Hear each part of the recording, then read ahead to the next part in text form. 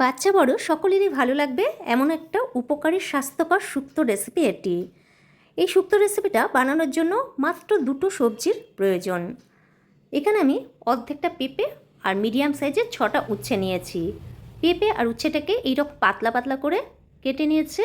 কড়াইতে সামান্য সর্ষের তেল গরম করে 6 থেকে 7টা বড়িকে লাল করে ভেজে তুলে নেব। উচ্ছেটাকেও স্বাদ মতো লবণ দিয়ে লাল লাল করে ভেজে তুলে নেব। কড়াইতে একটা শুকনো লঙ্কা, হাফ চামচ করে কালো সর্ষে, রাঁধুনি ফোড়ন দেব। কেটে রাখা পেঁপেগুলোকেও স্বাদ মতো লবণ দিয়ে ঢেকে রেখে হালকা ভাজা করে নেব। পেঁপেটা হালকা ভাজা হয়ে গেলে এর মধ্যে 1 চামচ আদা এবং রাঁধুনি বাটা দিয়ে দেব। পুরোটাকে ভালো করে মিশিয়ে নিয়ে পরিমাণ মতো উষ্ণ গরম জল এর মধ্যে দিয়ে দেব। একটু ঢাকনা দিয়ে দেব যাতে পেঁপেটা একটু সেদ্ধ হয়ে যায়। পেঁপে সেদ্ধ হয়ে গেলে ভেজে রাখা উচ্ছে আর বড়িটাকে দিয়ে দেব। পুরোটাকে ভালো করে মিশিয়ে নিয়ে আর একটু লবণ অ্যাড করব। আমি কিছুটা দুধকে আগে ফুটিয়ে রেখেছিলাম, তার থেকে 1 কাপ ঢেলে দেব।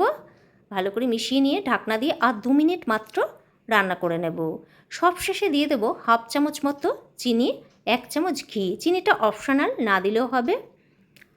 এবার আমি গ্যাসটাকে অফ করে দেব। ব্যাস তৈরি হয়ে গেল মাত্র দুটো সবজি দিয়ে বাচ্চা বড় সকলেরই ভালো লাগবে একটা উপকারী স্বাস্থ্যকর শুক্তো রেসিপি।